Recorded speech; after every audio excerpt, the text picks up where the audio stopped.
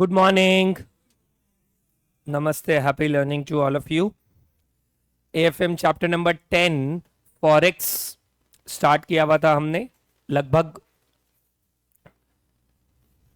Initial classes में हमने primary coverage लिया है about the base of the chapter like indirect code क्या होता है, लाइक डायरेक्ट कोड क्या होता है, लाइक इनडायरेक्ट कोड को डायरेक्ट कोड में कन्वर्ट कैसे करते हैं, लाइक क्रॉस रेट कोड क्या होता है, लाइक बिड क्या होता है, आस्क और ऑफर क्या होता है, स्प्रेड क्या होता है, पिप्स क्या होते हैं, लाइक अप्रिसिएशन डेप्रिसिएशन और प्रीमियम डिस्काउंट का प्राइमरी डिफरेंस क्या होता है।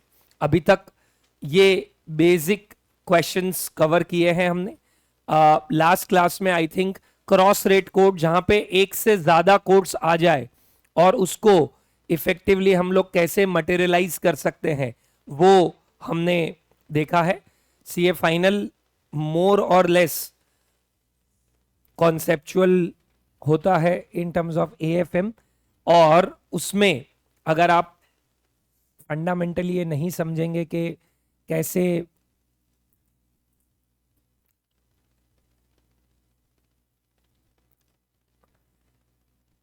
कैसे चीजें होती है तो आई थिंक बाद में बड़े क्वेश्चंस में कहीं ना कहीं गाड़ी अटक सकती है। तो इसलिए अच्छे से समझे, चीजों को अच्छे से करें। I think we close last class by covering 11, 12 and 13 which were related to cross rate quotes. ठीक है, थोड़ा सा आगे बढ़ते हैं। मैंने अप्रिसिएशन डेप्रिसिएशन भी डिस्कस किया था, ठीक है, जिसमें मैंने बोला था जब स्पॉट टू स्पॉट को कंपेयर करेंगे और जो चेंज आता है उसको हम लोग क्या बोलेंगे, अप्रिसिएशन डेप्रिसिएशन। और जब स्पॉट को फॉरवर्ड रेट से, ठीक है, कंपेयर करेंगे तो वो जो होता है उसको हम लोग बोलेंगे प्रीमियम और डिस्काउंट। ठीक है, वैसे दोनों में बेस सेम ही है कि पर 1 यूनिट ऑफ जो करेंसी है उसका इम्पैक्ट कहीं ना कहीं ये चेक करते हैं। जैसे एक बहुत सिंपल सा क्वेश्चन है, ठीक है, 8 देखो, the price of Swedish kronor is $0.14 today. If it appreciates by 10% today, how many crowns will a dollar buy tomorrow? ठीक है, तो अब देखो यहां पे चेंज कर दिया, नीचे क्या बोला, how many krones a dollar will buy tomorrow, मतलब $1 इक्वल टू कितना क्रोन्स है वो देखना है। एट प्रेजेंट अभी क्या दिया हुआ है हमें, 1 SK इज इक्वल्स टू $0.14 ऐसा दे दिया हम लोगों को। अगर 1 SK इक्वल टू $0.14 दे दिया है, दैट मीन्स कि ये पर SK की ही कहानी दे दी है ना हम लोगों को। अगर 1 SK की कहानी दे दी है, याद करो बताया था कि अप्रिसिएशन डेप्रिसिएशन हमेशा पर यूनिट ऑफ करेंसी ही होती है। अगर यहां पे बोला हुआ होता कि डॉलर डेप्रिशिएट्स बाय 10%, तो हम लोगों को क्या करना पड़ता, ये SK को पहले हम किस में कन्वर्ट करते, $1 में, और फिर -10% करते और फिर डिवाइड इक्वल टू करते तो हमारी वैल्यू आती। लेकिन यहां पे हम लोगों को डायरेक्टली बोल दिया है कि SK appreciates by 10% today. That means हम लोगों को क्या करना रहेगा, करिए 1 SK इक्वल टू $0.14 है तो इसमें प्लस 10% सीधा कर देंगे, क्योंकि अप्रिशिएट का मतलब एक स्वीडिश क्रोनर में ज्यादा डॉलर्स आएंगे। कोई भी चीज अप्रिशिएट हो रही मतलब उसमें मैं ज्यादा खरीद पाऊंगा, डेप्रिशिएट हो रही मतलब मैं कम खरीद पाऊंगा। तो 0.14 प्लस 10% करते हैं तो कितना आ जाएगा, $0.154, ये 1 SK हो जाएगा हमारा। लेकिन हमें ये रेट नहीं पूछी हुई है, हमें क्या पूछी हुई है, हाउ मेनी क्रोन्स और डॉलर विल बाय टुमारो। ठीक है, तो उस केस में हमारा बेस क्या हो जाएगा, इसको डिवाइड इक्वल टू करेंगे हम लोग, तो $1 इक्वल टू कितना बैठेगा, निकाल दीजिए जरा, 6.4935। अब मैं समझाना यही चाह रहा हूं कि अगर आप पहले से ऐसा कर दे, करो 0.14 डिवाइड इक्वल टू 7.142857, इसमें -10% करो, क्योंकि एसके का appreciation should be equal to dollar का डेप्रिसिएशन। -10% करो, ये फिगर नहीं आएगा। क्या आ रहा है, नहीं आ रहा है, क्यों नहीं आ रहा, वही फंडा प्रॉफिट ऑन कॉस्ट और प्रॉफिट ऑन सेल्स वाला पंगा। प्रॉफिट ऑन कॉस्ट क्या बोलता है, ठीक है, कॉस्ट पे हम लोग बेस बढ़ाते हैं, ऑन सेल्स बोलता है सेल्स पे बढ़ाते हैं, ठीक है। इसमें वही हो रहा है कि अगर एसके अप्रिशिएट बोला है तो पर 1 यूनिट ऑफ एसके हम लोगों को चेंज लाना पड़ेगा। डॉलर डेप्रिशिएट बोला है तो हमको क्या करना पड़ेगा, पर 1 यूनिट ऑफ डॉलर वो चेंज लाना पड़ेगा। अगर आप ये नहीं करेंगे तो कहानी गड़बड़ा सकती है। सो ये ध्यान रखना, इतना ही कॉन्सेप्ट है अप्रिशिएशन डेप्रिशिएशन का। अब इसको मेन क्वेश्चन में कैसे लेके आएंगे, during the course of last 3 months the dollar appreciated by 10%। इसकी जगह दे देंगे during the course of last 3 months the rupee depreciated by 10। जैसे कल ही बहुत सारे आर्टिकल्स, ठीक है, 90 आई थिंक ब्रीच किया कल रूपी ने अगेंस्ट डॉलर। तो basically there were a few articles that were there about how from here हम कैसा देख रहे हैं उसको, कैसा पुट फॉरवर्ड कर रहे हैं वो वाला पार्ट। तो during the course of 3 months if the rupee depreciates by 10% और रेट $1 में दी हुई है, तो स्टूडेंट क्या करता है, नॉर्मली सीधा 10% उस पर ऐड कर देता है, पर वो गलत हो जाएगा। पहले हम लोगों को उस डॉलर की रेट को किस में कन्वर्ट करना पड़ेगा, रुपी में। फिर क्या करना पड़ेगा, रुपी से 10% माइनस, फिर हम वापस डिवाइड इक्वल टू करेंगे तो हमारा वैल्यू आएगा। अप्रिशिएशन डेप्रिशिएशन में ये इतना फैक्टर ही ध्यान रखना है, ठीक है। बाकी इतना कुछ खास है नहीं, ठीक है, बहुत ही डायरेक्टली चीजें जो है वो बन जाएगी वैसे, ठीक है। एक और क्वेश्चन करते हैं, क्वेश्चन 10 सिमिलर पैटर्न का है। Air France has shipped goods to an American importer under a letter of credit which calls for payment at the end of 90 days. The invoice is for $1,24,000. Presently, the exchange rate is 5.70 francs to the dollars. If the dollar were to strengthen by 5% by the end of 90 days, what would be the transaction gain or loss in French franc? If it were to weaken by 5%, what would happen? Make gain or loss calculations in French francs. Air France ने goods ship किए हैं, बहुत important है ये समझना कि हम किसके पर्सपेक्टिव से सोच रहे हैं। देखो इनवॉइस किसका है, एक बार चेक करके बताओ इनवॉइस कितने का है, $1,24,000। तो मुझे बताओ रिस्क किसका होगा, अमेरिका वाले का कि फ्रांस वाले का? फ्रांस वाले का। Very good. क्यों, कैसे पता चला? क्योंकि यूएस वाले को लोडिच नहीं है। क्यों नहीं है? क्योंकि उसे तो $1,24,000 देना है, वो आज दे, 3 महीने बाद दे, 6 महीने बाद दे, उसके जेब से डॉलर ही जाने वाला है और डॉलर उसकी होम करेंसी है, तो इतनी प्रॉब्लम नहीं है। अगेन बोल रहा हूं, तो इतनी प्रॉब्लम नहीं है। पर फ्रांस वाले को लोचा है। क्या लोचा है? अगर हम आज के हिसाब से देखें तो हम लोगों को अलग फ्रैंक्स मिलेंगे, लेकिन अगर 6 महीने बाद हमें डॉलर मिलता है तो तब की रेट क्या होगी वो हम लोगों को पता नहीं है, इसीलिए अलग मिलेगा हमको। तो ये यहां से एक पॉइंट भी हमने ध्यान में रखा कि रिस्क किसका है, हमेशा जिसका billing other than home currency में होगा। जैसे मैं इंडिया में बैठा हूं और मैंने रुपी में ही बिल किया है तो कोई प्रॉब्लम ही नहीं है। क्यों नहीं है प्रॉब्लम, बताइए? मुझे आज मिले या बाद में मिले, होम करेंसी से ज्यादा मुझे आज मिले के बाद में मिले, मुझे उतना ही पैसा मिलने वाला है। पर अगर मैंने $1,00,000 में बिलिंग की है, सपोज मैं आईटी कंपनी हूं, मैंने एक्सपोर्ट की है सर्विसेज और मैंने $1,00,000 का बिल बनाया है, अब आज की एक्सचेंज रेट के हिसाब से शायद 90 लाख हो जाएगा, लेकिन 3 महीने बाद हो सकता है 88 लाख हो, क्योंकि 88 की रेट हो जाएगी। हो सकता है 3 महीने बाद 92 लाख हो, क्योंकि 92 की रेट हो जाएगी। तो I am not sure, there is an uncertainty. Uncertainty element को ही तो रिस्क बोलते हैं, और वो रिस्क को मेजर कैसे करना है वो वाला पार्ट है, but that's a thing that's going to come in the coming lectures. तो प्रेजेंटली खाली मैं यहां से पॉइंट आपको उठा के क्या बोल रहा हूं कि what you need to keep in mind is कि हम किस में बिल कर रहे हैं, बहुत इंपॉर्टेंट है, या किसके पर्सपेक्टिव से क्वेश्चन सोचना है। तो यहां पे पूरी कहानी किसके पर्सपेक्टिव से हो जाएगी, यूएस वाले के हिसाब से कि फ्रांस वाले के हिसाब से? क्यों फ्रांस वाले के हिसाब से? क्योंकि अनसर्टेनिटी उसी की है। अगर रिस्क मैनेज करने की बारी आएगी तो फ्रांस वाले को ही आएगी, यूएस वाले को नहीं आएगी। क्यों नहीं आएगी यूएस वाले को?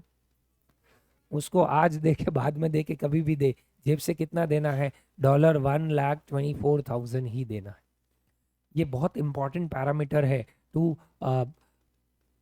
मैनेज द रिस्क वाला थिंग, ठीक है। तो वो ध्यान में रखना है हमको। तो यहाँ पे क्या दिया हुआ है हम लोगों को, 1,24,000 1,24,000 क्या है, डॉलर का बिल है हमारा। अच्छा, प्रेजेंट टर्म्स में क्या हो जाएगा?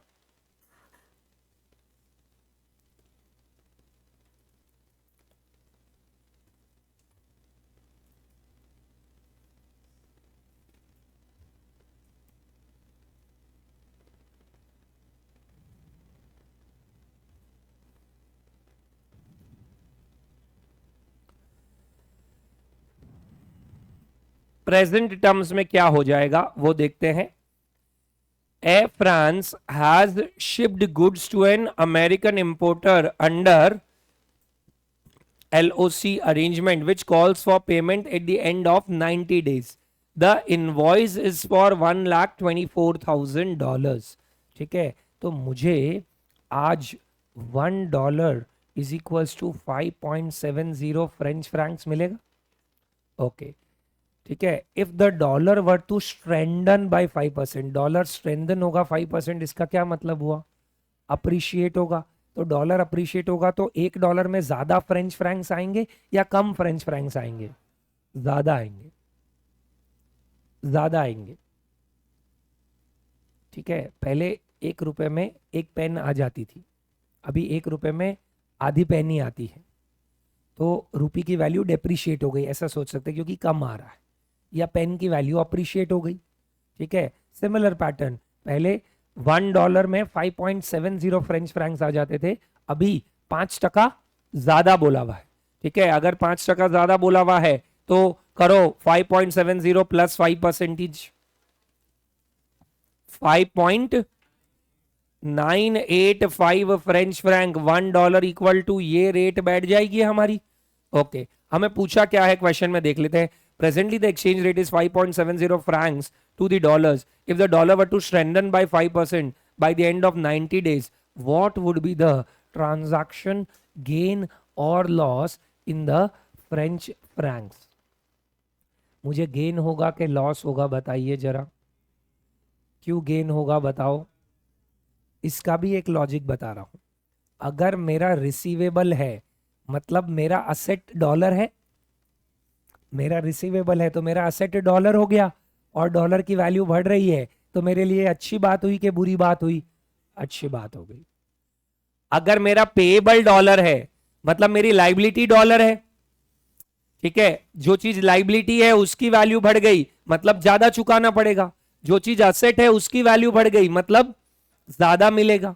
तो यहां पे हम लोगों को क्या बोला हुआ है, प्रेजेंट केस में अगर हम देखें तो 1,24,000 इंटू 5.70 कर दीजिए तो जरा कितना बैठेगा ये?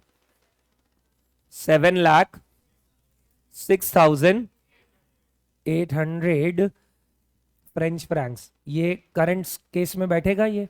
ठीक है, अगर रेट 5% डॉलर स्ट्रेंथन हो जाता है तो उस केस में आ जाएगा 1,24,000 इंटू 5.985, निकाल लीजिए जरा कितना बैठेगा? 7,42,140 फ्रेंच फ्रैंक्स। तो मुझे फायदा हुआ कि नहीं हुआ बताइए? हो गया। क्यों फायदा हुआ?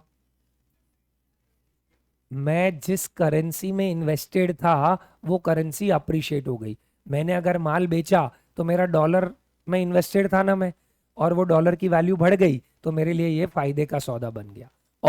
और आगे चलते हैं।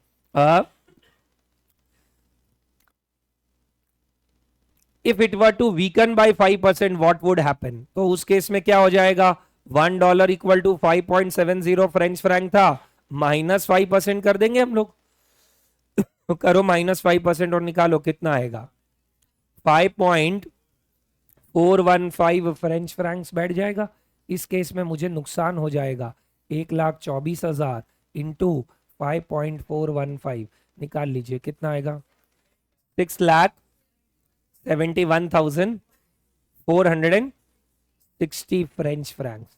तो इस केस में फायदा हो गया, इस केस में नुकसान हो गया। आपको नोट करना है तो क्या कर सकते हो? वैसे तो आपने बचपन में आपने देखा था कि अगर हमारा इंपोर्टर है और होम करेंसी डेप्रिशिएट होगी तो उसको नुकसान होगा, और अगर एक्सपोर्टर है और होम करेंसी डेप्रिशिएट होगी तो उसे फायदा होगा। अगर इंपोर्टर है और होम करेंसी अप्रिशिएट होगी तो उसे फायदा होगा। और इंपोर्टर है तो इंपोर्टर और होम करेंसी अगर आपकी अप्रिशिएट हो रही है, मतलब $1 के अगेंस्ट अब आपको कम रुपए देने पड़ेंगे, तो फायदा होगा। और अगर आप एक्सपोर्टर है और अगर होम करेंसी अप्रिशिएट होगी तो आपको नुकसान होगा। अब लोग इसको रटते हैं, रटो मत, कॉमन सेंस। हमेशा इंडिया के आईटी सेक्टर का एग्जांपल ले लेने का most easiest way to connect, हमने क्योंकि बहुत बार रिजल्ट्स में देखा होगा, क्योंकि कई बार जब क्वार्टरली रिजल्ट्स आते हैं एंड बाई चांस आप सुनते हैं, आपने देखा होगा कि this time the profit posted by TCS और इन्फोसिस, ठीक है, और विप्रो और for that matter any IT company has been exporting services over the last 3 months, the rupee has depreciated significantly, because of which the impact can be shown on a positive side on the profit, ऐसा बोलते हैं वो लोग। क्यों? पहले $1 equal to 85 था, तो हमने जब बिलिंग की होगी $1,00,000 की, सपोज $1,00,000 की बिलिंग की थी, तो 85 लाख रुपीस मिलना चाहिए था मुझे। अब $1 इक्वल टू 90 हो गया, तो रुपी डेप्रिशिएट हुआ है कि नहीं हुआ है?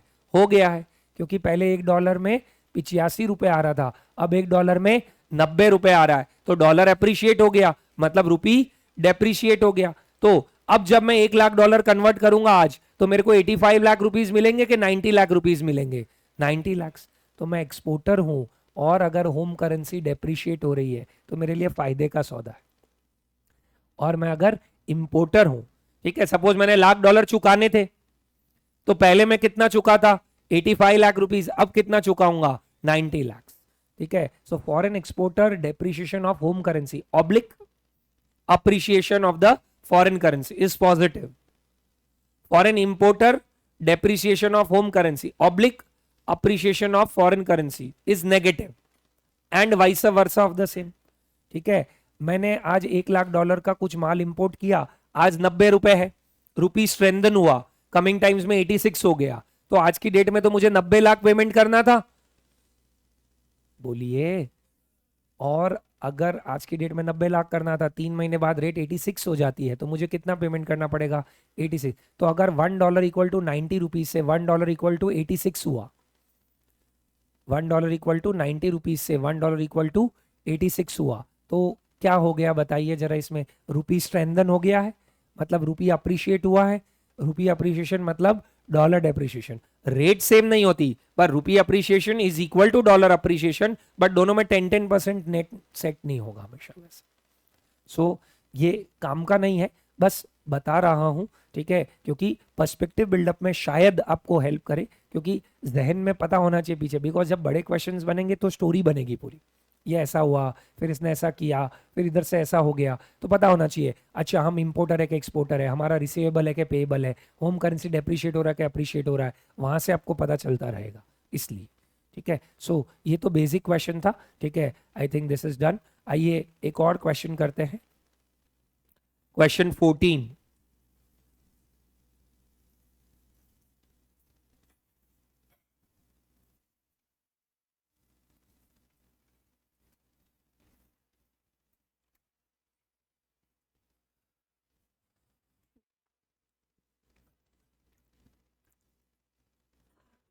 Lakshmi Industries Limited is engaged in manufacturing and trading of handicraft products.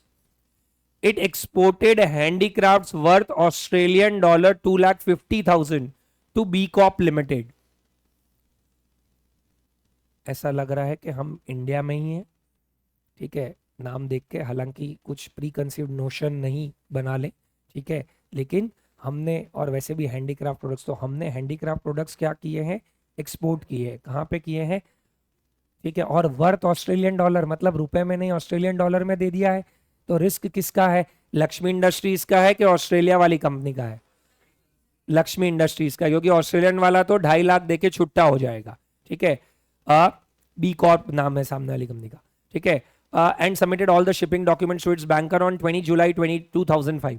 However, due to unavoidable circumstances, bank could negotiate the bill on August 10, 2005 and sent money to Lakshmi Industries Limited after collecting an exchange margin of 0.15%. The spot exchange rate in Mumbai and Singapore as on July 20 and August 10 are given below. Mumbai, Singapore, you are required to calculate the rupee received by the exporter on August 10, 2005 and loss or gain to the exporter due to delay in negotiation of the bill under LOC. Letter of credit मतलब basically सामने generally क्या होता है ना, जब export करते तो सांत्वना चाहिए होती है, देसी भाषा में बोलूँ तो एकदम, तो सांत्वना कोई क्रेडिबल पार्टी दे तो ज्यादा बेटर है, ठीक है। तो बैंक आती है और normally letter of credit is basically an indication कि हाँ भाई पार्टी में कोई प्रॉब्लम नहीं है, तुम क्रेडिट दो, देख लेंगे, एकदम सिंपल टर्म्स में देखे तो it is more like that. Like जब मे बी आप लोग सूरत लेवल पे जब ऑडिट वगैरह करने जाते हैं तो कभी सुना होगा कि कोई party I, by chance observe किया हो तो वो एक बार कस्टमर आके तो चला गया, फिर तुरंत जो है ये किसी और को फोन करेगा, रेफरेंस लेगा, भाई इन्होंने आपका रेफरेंस दिया था कि आप रेफरेंस ले लेना, कैसे बराबर है ना सब, ठीक है। बट एक्सपोर्ट में तो ऐसा कैसे पॉसिबल होगा, वो कहीं थाउजेंड्स माइल दूर है, तो इस केस में bank becomes the intermediary and later of credit के चार्जेस होते हैं, ऑफिशियल एक फॉर्मल प्रोसेस होता है, उसके बेस पे आप आगे बढ़ते हो। अब पूरी स्टोरी क्या है इसमें कि पैसा मिलना कब चाहिए था, टेक्निकली 20 जुलाई को, पर ओइंग टू व्हाटएवर रीजंस पैसा मिला कब है, 10 अगस्त को। Unavoidable circumstances bank could negotiate, ठीक है। सो इसके कारण पैसा मिला अगस्त 10 को। तो हम लोगों को क्या देखना है कि 10 जुलाई को मिलता तो कितना मिलता और 10 अगस्त को मिल रहा है तो कितना मिल रहा है। हमें पूछा यही है कि ये डिले हुआ उसके कारण हम लोगों को ज्यादा मिला या हम लोगों को कम मिला, क्योंकि हम तो सोचे थे कि 20 जुलाई को मिल जाएगा तो हमने उस दिन के हिसाब से रेट कैलकुलेशन कर दी थी, उस दिन की स्पॉट रेट लेके, पर फिर पता चला ओ ये तो हो ही नहीं पाया और लेट हुआ लेट हुआ लेट हुआ, फिर कब हुआ, ये 10 अगस्त को हुआ। तो द क्वेश्चन इज कि हम लोगों को क्रॉस रेट ही ढूंढना है, बस स्टोरी डाल दी है उसमें। क्यों, नीचे देखो पहला रेट क्या दे रखा है, रुपी बाई यूरो, फिर कौन सा रेट दे रखा है, स्वीडिश क्रोनर बाय यूरो, और फिर कौन सा दे रखा है, SKR बाय ऑस्ट्रेलियन डॉलर। तो क्रॉस रेट दे दी है, हमें तो क्या चाहिएगा, टेक्निकली देखे तो रुपी बाय ऑस्ट्रेलियन डॉलर चाहिए, अवेलेबल नहीं है तो हमें क्रॉस रेट ढूंढनी पड़ेगी। पहले कब की क्रॉस रेट ढूंढनी पड़ेगी, 20 जुलाई, फिर कब की ढूंढनी पड़ेगी, 10 अगस्त। देखना पड़ेगा कि 20 जुलाई को कितना मिलता, 10 अगस्त को कितना मिलेगा, उसका क्या इंपैक्ट होना चाहिए वो हमें चेक करना पड़ेगा। The story is this. I hope the question क्या पूछ रहा है वो सबको आइडिया आया, आइडिया आया क्या, बोलिए। ओके, तो देखते हैं क्या करना होगा। क्रॉस रेट्स, अभी इसमें कई बार आप सोल्यूशन देखोगे ना, ठीक है, इस तरह के क्वेश्चंस का, तो इंस्टीट्यूट सीधा जो रेट चाहिए ना हमें वही ढूंढती है। बट आप अभी इनिशियल फेजेस में हो तो मैं रेकमेंड करूंगा क्या करो, आप बिड भी ढूंढ लो, आस्क भी ढूंढ लो, क्योंकि बाद में हम कॉल लेंगे कि बिड चाहिए कि आस्क, हार्डली एक ही तो मल्टीप्लीकेशन और एक्स्ट्रा करना है। अब देखो अपना स्टाइल,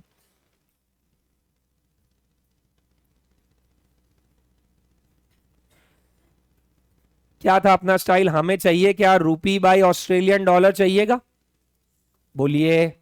ओके, रुपी बाय ऑस्ट्रेलियन डॉलर चाहिए, हमें पहला पहला दे क्या रखा है वो बताओ जरा फटाफट, रुपी बाय यूरो। फिर सेकंड क्या दे रखा है, SKR बाय यूरो, इसको स्वैप करना पड़ेगा अपने को, तो इसको हम कर देंगे यूरो बाय SKR, ठीक है। एंड देन फिर हम लोगों को क्या चाहिएगा उसके बाद, SKR बाय ऑस्ट्रेलियन डॉलर। तो ये रेट एज इट इज ले लेंगे, ये रेट एज इट इज ले लेंगे, इसको हमें इन्वर्स करना पड़ेगा, हाँ के ना बताइए।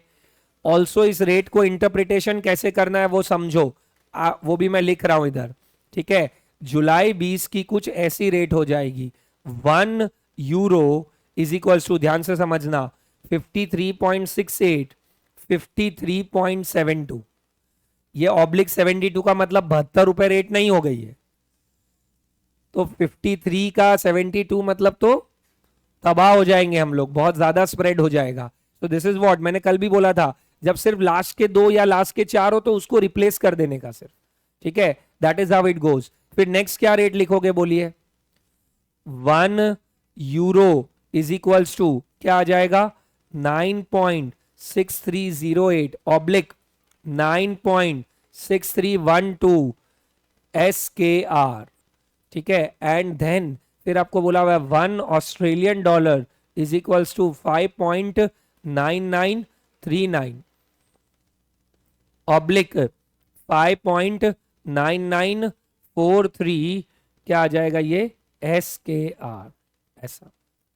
तो दो चीजें सीखी हमने, एक रेट इंटरप्रिटेशन, जब ऐसा दिया हुआ हो सिर्फ लास्ट के दो ही पार्ट तो उन दो को रिप्लेस कर देंगे अपने नंबर वन थिंग। अब हम लोगों को rupee by euro as it is दे रखा है क्या, हाँ के ना जवाब देते रहना। रूपी बाय यूरो दे रखा है क्या, बोलो। ओके दे रखा है, ठीक है। मैं ले लूंगा इधर 53.68, नीचे मैं ले लूंगा 53.72। वैसे तो मुझे पता है कि कौन सी रेट चाहिएगी, बट फिर भी एक बार मैं दोनों ढूंढवा रहा हूं, बिड भी ढूंढवा रहा हूं, आज भी ढूंढा रहा हूं। क्या ये वाली जो रेट है ये एज इट इज काम लगेगी कि नहीं लगेगी, जो मैंने बॉक्स बनाई है, लगेगी कि नहीं लगेगी। इसको क्या करना पड़ेगा हम लोगों को, इन्वर्स कर देना पड़ेगा। करो, 9.6312 डिवाइड इक्वल टू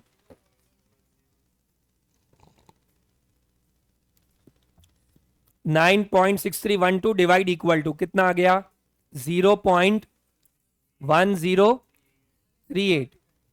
9.6312 जब स्वैप करेंगे तो क्या होगा, हमारा बिड जो है वो क्या बन जाएगा, आस्क, और आस्क जो है वो क्या बन जाएगा, बिड। हाँ बोलो। अच्छा जो वैल्यू बताई वो नीचे वाले की है, मतलब इतना खास कुछ चेंज आ नहीं रहा है ऐसा, ठीक है। करो 9.6308 डिवाइड इक्वल टू 0.103833 और 9.6312 डिवाइड इक्वल टू 29। तो नेग्लिजिबल सा ही डिफरेंस है, आप ऐसा बोल रहे हो, ठीक है। तो वन एंड द सेम ही हो गया। वापस बोलो कितना आया, 0.1038। अगेन इधर भी कितना आया, 0.1038। और फिर अब ये रेट तो एज इट इज मल्टीप्लाई कर दूंगा मैं, ठीक है। कितनी आ जाएगी यहाँ पे, 5.9939 और 5.9943, ठीक है, रुपी bye Australian dollar. And again इधर भी आ गया रुपी बाय ऑस्ट्रेलियन डॉलर। इधर क्या लिख दोगे, बिड, और इधर क्या लिख दोगे, आस्क, ठीक है। बताओ जरा कितना बैठ रहा है ऊपर वाला रेट, 33.3979। दूसरा वाला रेट कितना बैठ रहा है बताइए, 33.443, 33.4356। अब ये जुलाई की रेट आ गई मेरी, 10 जुलाई नहीं, कितने जुलाई की, 20 जुलाई की। मुझे बताओ, मुझे ऑस्ट्रेलियन डॉलर खरीदना था कि बेचना था, वापस खरीदना था कि बेचना था। अगर मुझे 1 ऑस्ट्रेलियन डॉलर के सामने 33.3979 ऑब्लिक 33.4356 की रेट दे रखी है, ठीक, तो मैं अगर ऑस्ट्रेलियन डॉलर बेचूंगा तो कौन सी रेट मेरे हाथ में आएगी, 33.3979 के 33.4356। इतना क्लियर है सबको।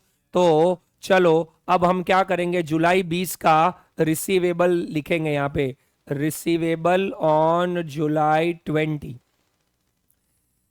कितना था, 2,50,000 था, 5,000 था, 2,50,000 इंटू 33.3979, ठीक है, माइनस 0.15%। ये माइनस 0.15% क्या किया है बताइए, एक्सचेंज मार्जिन किया है हम लोगों ने, ठीक है। निकाल लो टोटल रिसीट्स कितनी आ रही है 20 जुलाई को, 83,36,950 रुपए कर देते हैं। ये जिन जनों ने आदमी रखे हैं गिनने के लिए, ठीक है, वो दिक्कत बहुत फेस करेंगे बाद में अगर आप साथ साथ में गिनेंगे नहीं तो ऐसा ही लग रहा होगा बहुत सिंपल प्रोसेस है, क्या ही हो रहा है। हाँ कुशल बोलिए।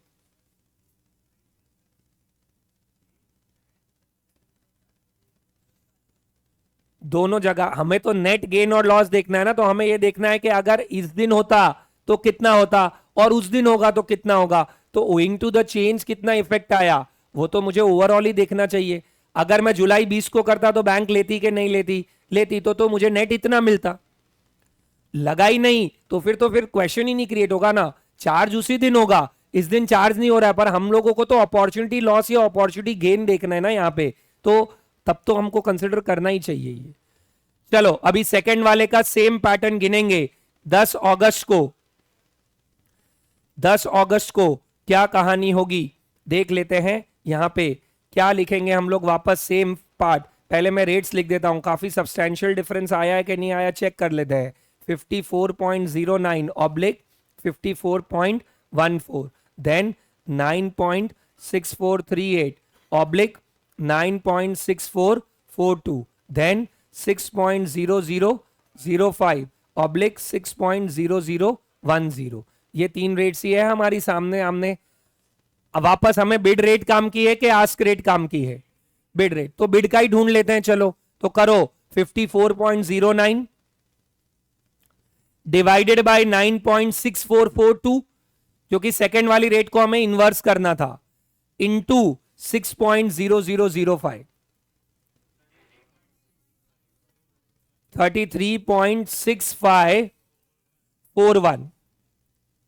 ठीक है, ये रेट लागू हो गया हमें, राइट। तो अब हम क्या करेंगे, यहां पे लिखेंगे 2.5 लाख इंटू 33.6541 माइनस 0.15% और निकाल लेंगे वैल्यू, कितना आएगा 84 लाख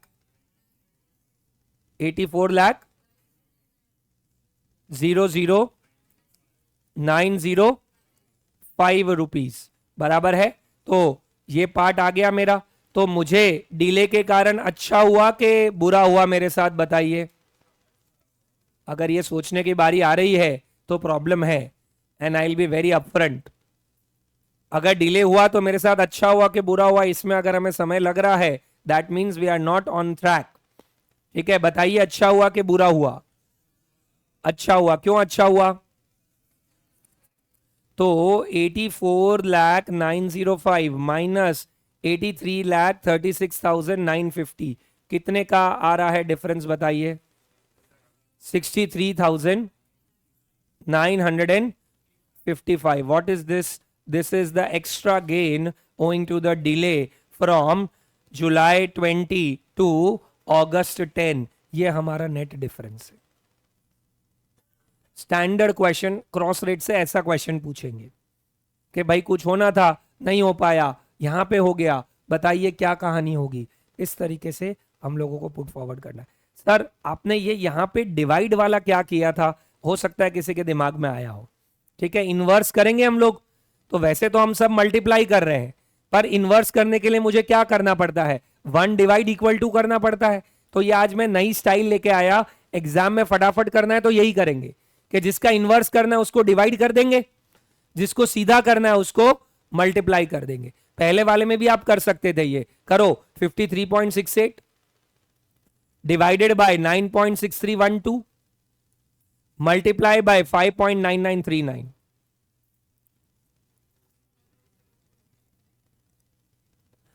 कितना आया? 33.40। यहां पे पूरे डेसिमल्स लिए हैं हमने।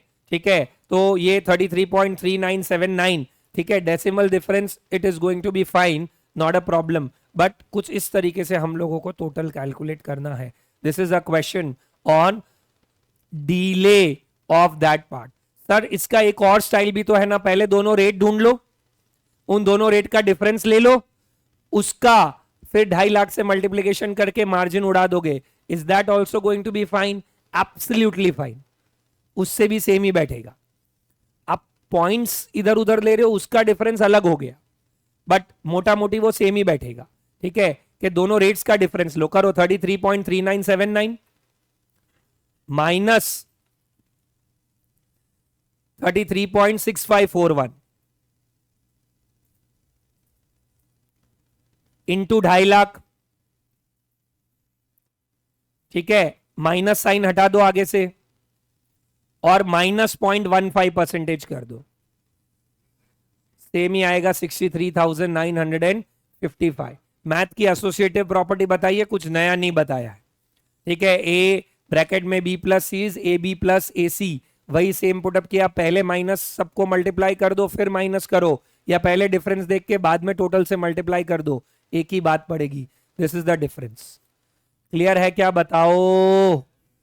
तो अगर क्रॉस रेट का क्वेश्चन बनता है तो कुछ इस तरीके से बनेगा। स्टोरी समझनी है आपको, हम क्या है, इंपोर्टर एक्सपोर्टर, एक्सपोर्टर है, रिसीवेबल है कि पेएबल है, रिसीवेबल है, बिड रेट लगेगा कि आस्क रेट लगेगा, बिड रेट लगेगा, क्रॉस रेट्स दी हुई है कि डायरेक्ट रेट दी हुई है? क्रॉस रेट दी हुई है, तो पहले क्रॉस रेट से वैल्यू निकालेंगे एक की, फिर दूसरे की, फिर टोटल तब कितना मिलता, अब कितना मिल रहा है, डिफरेंस निकालेंगे, आंसर बन जाएगा। This is the procedure of going ahead with it. ऐसे कैलकुलेट करना पड़ेगा। This is your question number 14। अच्छे से नोट डाउन कर ले इसको, गिविंग यू 2 मिनट्स, ठीक है? फिर नेक्स्ट क्वेश्चन कराता हूं, आर्बिट्राज पे जाते हैं।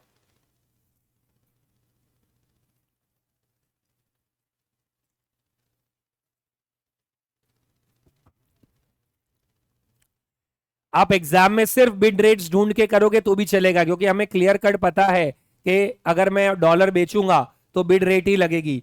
तो even if I use that, that is absolutely fine, चलेगा।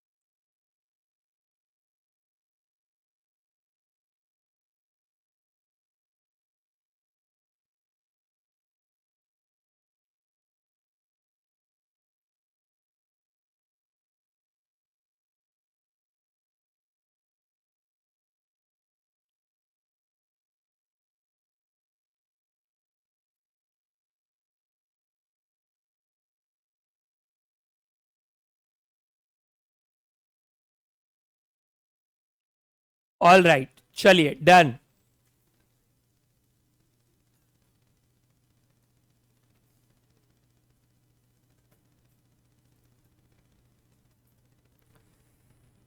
नेक्स्ट सेट पे आते हैं।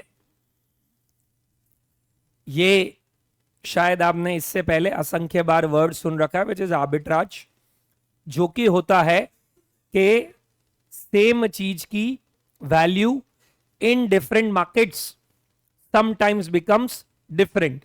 लाइक आपने कई बार देखा होगा, अब तो फिर भी owing to the systems and fast trading part and execution थोड़ा सा डिफिकल्ट है, बट देयर वर टाइम्स जब few people just did this only, उन्होंने 10 स्टॉक सिलेक्ट कर लिए, ठीक है? वो 10 स्टॉक की इधर एनएससी की प्राइस, इधर बीएससी की प्राइस, और कई बार दिन में एक आधी बार ऐसा होता था कि दोनों एक्सचेंज में कोई एक स्टॉक की वैल्यू दोनों में 4-5 रुपए का फर्क आ जाता था। और जब वो फर्क आता था तो वो लोग क्या करते थे, तुरंत इधर से जहां सस्ता मिल रहा है वहां से बाई करते थे, और दूसरे एक्सचेंज में क्या कर देते थे, उसको सेल कर देते थे। अभी भी होता है बट रिलेटिवली कम होता है, और अब ये सब मशीन पे चला गया है, ठीक है? Instead of people doing it, machines are doing it, ठीक है, with some auto execution orders, ठीक है? सो वो ध्यान रखना है, बट यहाँ पे फोकस वो नहीं है कि वो डिफरेंस है, फोकस ये है कि ऐसा एक्सचेंज रेट्स में भी तो हो सकता है। तो आर्बिट्राज अपॉर्चुनिटी इज कि मैं डॉलर को रुपी में कन्वर्ट कर रहा हूं, रुपी को पाउंड में कन्वर्ट कर रहा हूं, और फिर पाउंड को वापस डॉलर में कन्वर्ट कर रहा हूं। अगर पूरा सर्कल घुमाया तो अगर नो आर्बिट्राज होगा ना, तो जितने डॉलर से शुरू किया था उतने ही डॉलर पे वापस पहुंचूंगा। बट आर्बिट्राज होगा तो या तो ज्यादा हो जाएगा या कम हो जाएगा। तो कम हो जाएगा मैंने मतलब गलत रास्ता अपना लिया, और ज्यादा हो जाएगा मतलब सही रास्ता अपना लिया। तो as basic as this question भी कभी कभार इंस्टीट्यूट 4 नंबर के लिए पूछ लेती है, विच इज कि बताओ आर्बिट्राज है कि नहीं है। तो कुछ नहीं करने का, आपको एक बेस करेंसी लेनी है, उसको कन्वर्ट करो पहले में, फिर कन्वर्ट करो दूसरे में, फिर कन्वर्ट करो तीसरे में, जितनी दी हुई है, फिर कन्वर्ट करो वापस पहले में, जहां से शुरू किए थे वहां से कम या ज्यादा दोनों ही आए मतलब आर्बिट्राज है। कम आए तो मतलब ये नहीं कि खराब है, आपने उल्टा वाला कर दिया, यहां से ऐसे जाओगे तो वही बैठेगा। तो वही चीज के दो स्क्रीन है, एक एक्सचेंज पे कम है, तो यहाँ पे क्या हो गया, दो मार्केट से, एक मार्केट में कम है दूसरे मार्केट में ज्यादा है, यहां से उठाओ वहां डालो। सर ऐसा होता है क्या? अभी देखो, owing to the passing of information being so very fast, these have decreased significantly, but still ठीक है, यदा कदा चांसेस इमर्ज हो जाती है तो कर देने का। ठीक है, तो that is what is arbitrage in the currency context के you will be given a rates, may be 2 rates 3 rates 4 rates, minimum 3 तो देनी पड़ेगी। ठीक है, तो 3 rates and then when you will pass on the cycle from यहां से वहां या फ्रॉम वहां से यहां, आपका एक्सचेंज रेट डिटर्मिनेबल हो जाए। This is primary basis of arbitrage. अब इसमें कभी कभी वो लोग दे देंगे स्टार्ट इतने डॉलर से करो तो बढ़िया है, नहीं तो फिर हमें होम करेंसी कोई ना कोई एक माननी पड़ेगी और बेस वैल्यू लेना पड़ेगा। और कभी भी आंसर इसमें एब्सोल्यूट टर्म्स में मत डालना, हमेशा रिलेटिव टर्म्स में डालोगे, क्योंकि मैं 1 लाख डॉलर अज्यूम कर रहा हूँ, हो सकता है कोई दूसरा 10,000 डॉलर अज्यूम करे, हो सकता है कोई तीसरा 10 लाख डॉलर अज्यूम करे, क्योंकि हमें तो कन्वर्ट करके चेक करना है ना कि फायदा हो रहा है कि नुकसान हो रहा है। तो in that case what you should be doing is always put the answer in relative terms, मतलब परसेंटेज टर्म्स, कि इतना आर्बिट्राज अपॉर्चुनिटी है हमको। सो वो हमें ध्यान रखना है। ठीक है, जैसे ये क्वेश्चन नंबर 16 दिया हुआ है, ठीक है, सिमिलर क्वेश्चंस है सारे, कोई भी दो क्वेश्चंस करा देता हूं मैं। Determine if there is a spot arbitrage opportunity among each of the following two sets of spot rates. Next, show how an investor can take advantage of it if there is one. Assume that the dollar is your home currency. ठीक है, तो हम पहले rate लिखते हैं। देखो क्या दिया हुआ है, 1 डॉइशमार्क इज इक्वल्स टू $0.554 दे दिया हम लोगों को। देन $1 इक्वल टू 120 येन दे दिया हम लोगों को। देन 1 डॉइशमार्क अगेन इक्वल टू 65 येन दे दिया। हाँ के ना बोलिए। ओके, सो अगर ये बेस है तो करो वैसे 65/120, 65/120 करो, कितना आता है 0.5416, जबकि ऊपर रेट कितना है 0.554, मतलब थोड़ा डिफरेंस तो आ ही गया ना, मतलब हल्की फुल्की आर्बिट्राज है। सर ये आपने क्या कर दिया ऐसे फटाफट। ठीक है, 1 डॉइशमार्क इक्वल टू इतना डॉलर, ऊपर डायरेक्ट रेट दिया हुआ था और मैंने अभी इन दोनों को यूज करके इनडायरेक्ट रेट निकाला। ठीक है, कि $1 इक्वल टू 120 येन है और 1 डॉइशमार्क इक्वल टू 65 येन है। तो ठीक है, मैंने 65 और 120 का रिश्ता डॉलर और डॉइशमार्क के टर्म्स में निकाल लिया। कराऊंगा, पूरा घुमा के भी बताऊंगा, बट क्विक क्विक करना हो तो बता रहा हूं। तो एक जगह से हमारा रेट कितना आया 0.554, दूसरी जगह से रेट कितना आ रहा है 0.54 समथिंग, तो कुछ तो डिफरेंस आ ही रहा है ना, बोलिए। ठीक है, we will start with dollars. ठीक है, let us start with 1 lakh dollars. Let us first convert dollar into डॉइशमार्क, again dollar into डॉइशमार्क। तो करो 1 लाख डिवाइडेड बाय 0.554। क्यों डिवाइड किया ये आई होप इतना पता चल रहा है। एक डॉइशमार्क में कम डॉलर, 1 डॉइशमार्क इक्वल टू $0.554, तो 1 lakh dollar into 1 divided by 0.554 कितना आ गया हमारा। ये मेरे हाथ में क्या है अभी बोलिए, डॉइशमार्क। इसको किस में कन्वर्ट करूंगा, येन में कन्वर्ट करूंगा। तो 1 डॉइशमार्क इक्वल टू 65 येन, तो इसको इंटू 65 से मल्टीप्लाई कर दो, 1 करोड़ वॉट कुछ आया है हमारा। ये मेरे हाथ में क्या आ गई अभी, इस येन को किस में कन्वर्ट करूंगा अभी, डॉलर्स में। तो $1 इक्वल टू 120 येन है, तो इतने करोड़ येन equal to how many dollars, divided by 120 करूंगा, कर दो डिवाइडेड बाय 120, कितने पे पहुंच रहा हूं, कितना 97,773। कितने से शुरू हुए थे भैया, $1 लाख से, कहां पहुंच गए 97,773। तो रेट्स परफेक्ट है कि नहीं है, नहीं है। तो आर्बिट्राज है कि नहीं है, है। तो ये मत करना, लेकिन कुछ लोग ऐसे कर रहे नहीं है। हम लोगों ने गलत राउंड घुमा दिया है। 1 लाख का 1 लाख नहीं आए मतलब आर्बिट्राज तो 100% है, ठीक है, तो इसी को चेंज करेंगे। हमने पहले किसको किस में कन्वर्ट किया था, डॉलर को डॉइश मार्क में, अब रिवर्स करेंगे, डॉलर को किस में कन्वर्ट करेंगे, येन में। करो 1 लाख इंटू 120, 1 करोड़ 20 लाख आता है, क्या कर रहे हो यार। 1 करोड़ 20 लाख येन आ गए हमारे पास। अब करो डिवाइडेड बाय 65, 1,84,615, ये क्या आ गए मेरे पास, डॉइश मार्क्स आ गए, इंटू 0.554, 1,02,227, ओके, 1,02,277। तो is there any arbitrage opportunity, yes या नो जवाब दो। यस इट इज, ठीक है। How can we take advantage of it, तो आप ऐसा इसको थियोरेटिकली लिखोगे, we will first convert dollars into yen, then sell yen and convert it into Deutschmark, and then sell Deutschmark and convert it into dollars again. When we do the same, we get an approximate gain of $2,200 on $1,00,000. So there is a arbitrage gain of how much? Around 2.2%. 2.2% का arbitrage gain है, जो कि आप सीधा भी गिन सकते थे। इंस्टीट्यूट दो तरीके से लिखते, दोनों बता रहा हूं, एक तो ऐसा घुमा देने का, स्टोरी सुनाने की पूरी, दूसरा मैंने क्या बोला था, 65/120 कर दो सीधा, कितना आएगा बोलो, 0.5416, ठीक है। और ऊपर वाली रेट कितनी थी, 0.554, बोलो, तो करो 0.554 माइनस 0.5416 डिवाइडेड बाय 0.554%, 2.2% ही आ गया।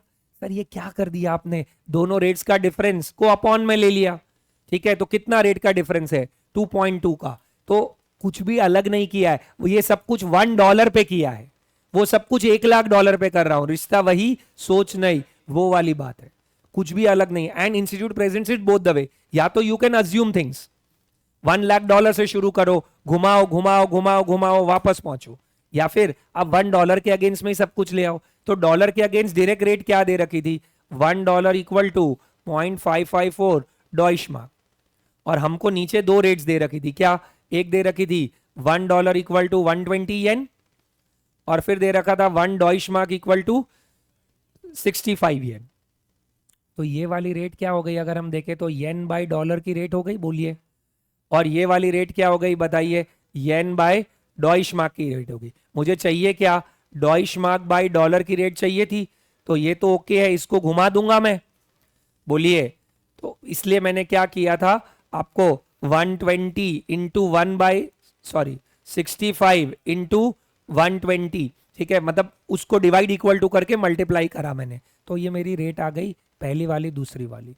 ये नहीं करना हो तो फर्स्ट स्टेप उसमें थियोरेटिकली दिखाएंगे, क्या दिखाएंगे theoretically, let us assume that we have $1,00,000, ठीक है। when we convert the same into Deutschmark, पहले कैलसी पे करके देख लेने का, दोनों बताने की जरूरत नहीं, पता चला लंबी चौड़ी स्टोरी लिखी फिर लाख से कम पे पहुंच गए, पहले कैलसी पे चेक कर लेंगे। you'll hardly take 20-25 सेकेंड्स, जो मैंने कराया था पहले कि 97,000 पे पहुंच रहे थे, तो वो रूट लिखने का क्यों माथा पच्ची कर रहे हो, समझ आ रहा है क्या बोल रहा हूं, तो वो हमको ध्यान में रखना है, ठीक है। अगेन जैसे क्वेश्चन 18 भी सिमिलर पैटर्न का है, देखते हैं।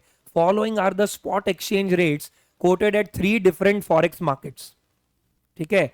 अभी देखो ये है ना, इन्होंने थोड़ा अलग दे दिया है, कॉमन सेंस लगाइएगा।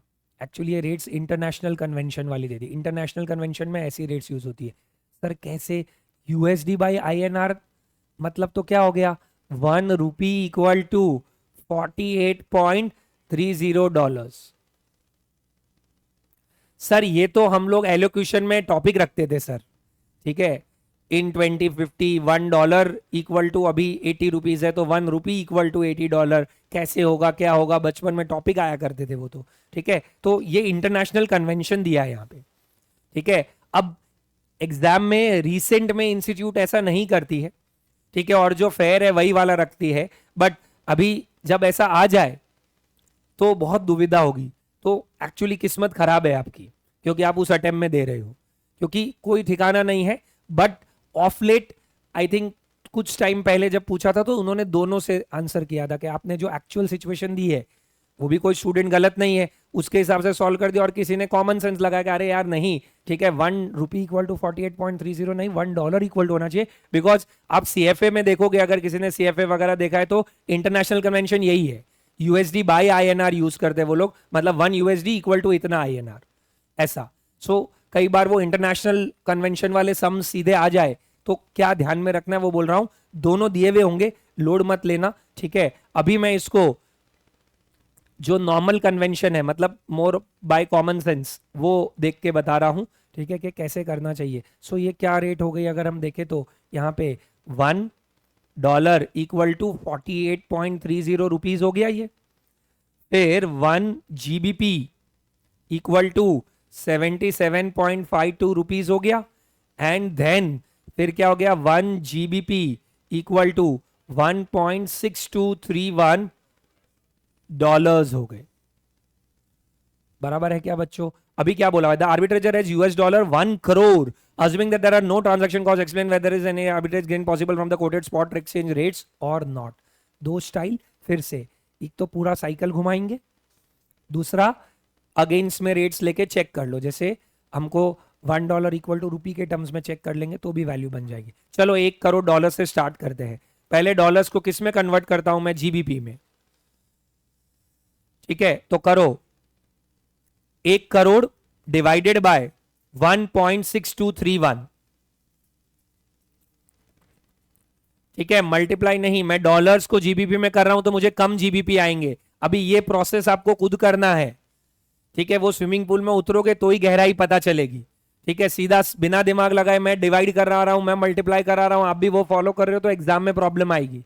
समझो, 1 जीबीपी के अगेंस्ट ज्यादा डॉलर आते हैं, मतलब $1 के अगेंस्ट कम जीबीपी आएंगे, तो $1 crore के अगेंस्ट कम जीबीपी आएंगे, तो डिवाइड करेंगे, करो 1 करोड़ डिवाइडेड बाय 1.6231। ये हाथ में क्या आ गए आपके पास, अभी बोलो, जीबीपी। इन जीबीपी को किस में कन्वर्ट करेंगे, रुपए में कन्वर्ट करेंगे। अब 1 जीबीपी में बहुत सारे रुपए आ रहे हैं, तो ये जो जीबीपी है इसको मल्टीप्लाई करोगे कि डिवाइड करोगे? वेरी गुड बच्चों, मल्टीप्लाई कर दो इंटू 77.52। अब ये रुपए आ गए। अब $1 में बहुत सारे रुपए हैं, बट आपके पास तो रुपए हैं, तो आपको क्या करना पड़ेगा, मल्टीप्लाई के डिवाइड, डिवाइड। तो जो भी स्क्रीन पे दिख रहा है उसको डिवाइड कर दो, और बताओ कहां पे पहुंचे, 98,88,293 तो आर्बिट्राज है कि नहीं है बताओ? है। अरे सर नुकसान में कैसे आर्बिट्राज बोल सकते हो? हमने ये रूट ले लिया, इसका रिवर्स रूट लेते हैं। पहले किस में कन्वर्ट किया था हमने, जीबीपी में, ठीक है। अब किस में करेंगे, आईएनआर। करो 1 करोड़ इंटू 48.30, तो 48 करोड़ 30 लाख रुपए आ गए, ठीक है। फिर डिवाइडेड बाय 77.52, तो जीबीपी आ गया, और इंटू 1.6231, तो डॉलर्स आ गए। कहां पे पहुंचोगे आप, 1 करोड़ 1,12,968 968। तो अगर आप लगभग देखोगे तो 1.12% का आर्बिट्राज अपॉर्चुनिटी है आपके पास। नॉर्मली रियल लाइफ में थोड़ा ये ट्रांजैक्शन कॉस्ट भी इसको जीरो कर देते, यहाँ पे ट्रांजैक्शन कॉस्ट कुछ मान नहीं रहे अपने, वैसा है। स्पेशली स्टॉक मार्केट्स की जो मैं बात कर रहा हूँ उसमें छोटे मोटे डिफरेंस में तो ट्रांजैक्शन कॉस्ट ही हो जाएगा, क्योंकि इधर खरीदने का इधर बेचने का ब्रोकरेज लगेगा, साफ हो जाओगे, ठीक है। तो वो चेक कर लेने का, बट अभी ये तो एज अ कॉन्सेप्ट दे रखा है आपको। तो अगेन ये $1 करोड़ से शुरू किया, क्योंकि इन्होंने 1 करोड़ ऑलरेडी दे दिया, तो इधर पर वन करने की जरूरत ही नहीं है, ठीक है। But you could have done, ठीक है। कैसे, ये रेट आपको फिक्स दे दी है हमको, ठीक है। इन दोनों के हिसाब से हम क्या करते, वो रेट ढूंढ लेते। करो 77.52 डिवाइडेड बाय 1.6231, 47.76, ठीक है। तो $1 इक्वल टू इधर कितना है, 48.30, ठीक है, और इधर कितना है 47.76, 7.6। तो is there an arbitrage opportunity there? Yes, क्योंकि रेट्स आपकी पैरिटी पे नहीं है। अगर नहीं होती तो बोलते रेट्स आर एट पैरिटी, मतलब जो होना चाहिए वैसा ही है। अगर नहीं है मतलब रेट्स पैरिटी पे नहीं है, इसका ये मतलब। समझे कि नहीं बोलिए। Okay, so 16th is done, 18 is done, 17 मुझे करके बताओ फटाफट। ये रेट्स को खाली मैं इंटरप्रेट करा देता हूं, ये सेम ही रेट को 2 बार दिया है क्वेश्चन में, ठीक है, कंफ्यूज मत हो जाना। 1 कैनेडियन डॉलर इक्वल टू $0.6 हो गया, करो 0.6 डिवाइड इक्वल टू, तो $1 इक्वल टू 1.667 कैनेडियन डॉलर हो गया। तो एक ही चीज की दोनों रेट्स दे दी है, तो this is one rate only. Then नीचे 1 pound equal to $1.25 and then divide equal to करोगे तो $1 इक्वल टू 0.8 पाउंड्स, एंड फिर ये तीसरी रेट हो गई, ठीक है। इसके हिसाब से मुझे बताओ कि आर्बिट्राज प्रॉफिट होगा कि नहीं। आपके पास $1 मिलियन इन कैश है, ठीक है, तो कितने परसेंट का आर्बिट्राज अपॉर्चुनिटी बनेगा वो बता दीजिए फटाफट।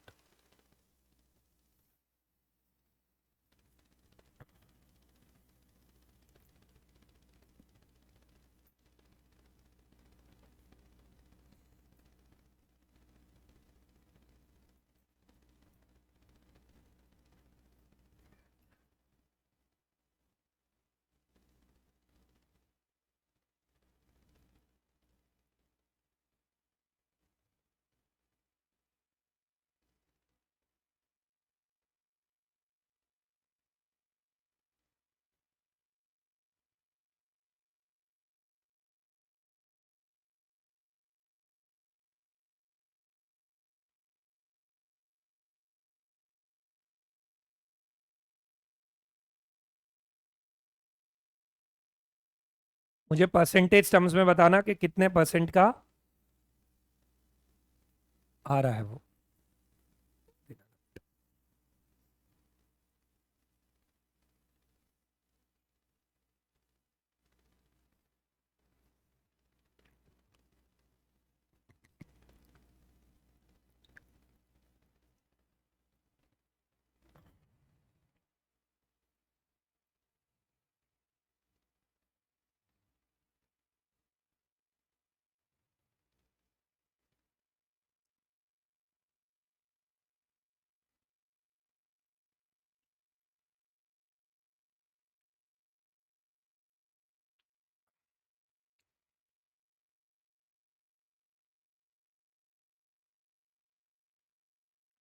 Okay, time up.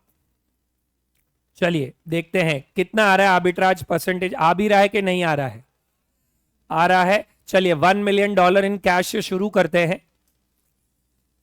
पहले डॉलर को कैनेडियन डॉलर में कन्वर्ट कर दे।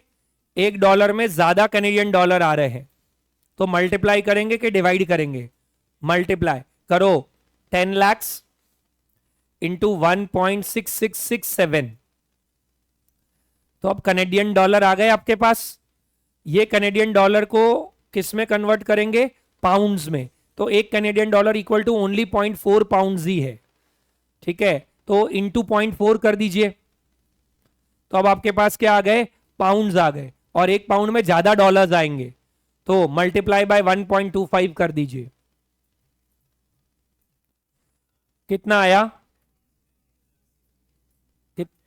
8,33,333। बहुत सिग्निफिकेंट डिफरेंस आ रहा है। 10 लाख कहां है और कहां 8,33,000, मतलब रेट्स में बहुत ज्यादा वैरायटी आ गई। 16.66% ऑन कॉस्ट ऑन सेल्स और 20% ऑन कॉस्ट, इतना ज्यादा डिफरेंस आ गया, ठीक है। तो रिवर्स में जाएंगे अपने, तो रिवर्स में जाएंगे तो क्या हो जाएगा? क्या करेंगे? करो 10 लाख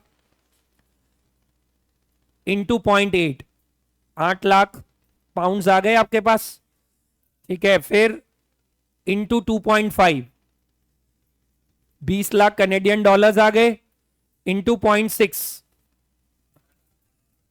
इंटू 0.6 डिवाइडेड बाय 1.6666 करो या मल्टीप्लाई बाय 0.6 करो, एक ही बात है। तो कितना आ जाएगा? 12 लाख। सर एक जगह तो 166,667 आ रहा है और एक जगह 12 लाख आ रहा है, वो सेम ही है, ऑन कॉस्ट ऑन सेल्स वाला डिफरेंस है। 833 333 से 10 लाख पे पहुंचोगे तो 20% ही है, और 10 लाख से 12 लाख पे पहुंचोगे तो भी वही है। ऊपर वाले क्वेश्चन में वो क्यों नहीं दिख रहा था? क्योंकि बहुत छुटकू था। तो 1-2% पे ऑन कॉस्ट ऑन सेल्स पे इतना डिफरेंस डायरेक्टली पता ही नहीं चलेगा। यहाँ पे एनलार्ज हो गया है, पूछेंगे नहीं, बट कॉन्सेप्ट बेस्ड क्वेश्चंस के लिए कवर करके रखे हैं। But this is a whole theme on arbitrage opportunities that is there. कितने तरीके से सॉल्व कर सकते हैं इस तरह के क्वेश्चन को? बताइए। दो। वन इज पर डॉलर या पर 1 यूनिट ऑफ करेंसी में कन्वर्ट कर देंगे। दूसरा is you will assume 1 lakh 10 lakh and sometimes they will give in the question. Like हमने 3 क्वेश्चन किए, उसमें से 2 में दे रखा था, एक में नहीं दिया हुआ, तो हम लोगों को अकॉर्डिंगली चेक कर लेना है। और परसेंटेज टर्म्स में फाइनल आंसर लिखना है, ये जरूर कहीं नोट डाउन कर दीजिए, ठीक है, सो दैट आप लोगों को एग्जाम में ध्यान में रहे, क्योंकि ऐसा पूछते हैं क्वेश्चन। चलो, तो एक छोटा सा टॉपिक था आर्बिट्राज का, वो कवर किया। उससे पहले हमने थोड़ा एप्री डिस्कशन किया। अब हम लोग नेक्स्ट थोड़ा डिस्कस करेंगे फॉरवर्ड्स के ऊपर। कल मैंने थोड़ा प्रीमियम डिस्काउंट बताया था आपको, ठीक है। नॉर्मली फॉरवर्ड रेट क्या होता है? बहुत प्रेवलेंट रेट होता है। आप सिर्फ एवे ही जाके सर्च करना 3 month dollar forward, you will get rates.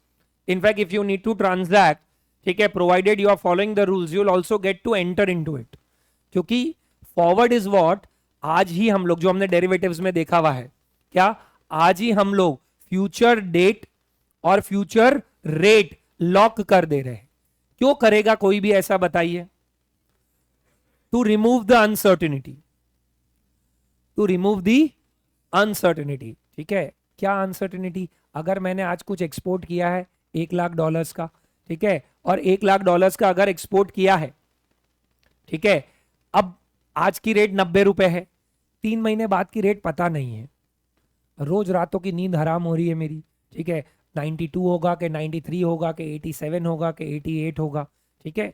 Generally ऐसा पुट फॉरवर्ड करने का पर्सपेक्टिव ये है कि there is always that element कि होगा कि नहीं होगा। Like you know, it is like कि आप में से कई जन शायद अभी फर्स्ट टाइम इन्वेस्टिंग कर रहे होंगे, तो जब वो कुछ शेयर्स खरीदते हैं तो दिन भर में कम से कम हम 20 बार देखते हैं उसको, ठीक है। अरे बढ़ा के नहीं बढ़ा, कम हुआ, बढ़ा क्या, ये वो। सपोज मीशो लग गया आपको, ठीक है। सो फिर क्या है कि कल जब लिस्ट हुआ, ठीक है, वहां से लेके फिर वापस, अरे अभी तो बेचना नहीं है, फिर आपने में भी 10 बार देख लिया। There is that element of uncertainty, क्योंकि पता नहीं है, क्योंकि इतना ज्यादा हाई पे खुला है, हो सकता है गिरे, हो सकता है बढ़े, क्या हो।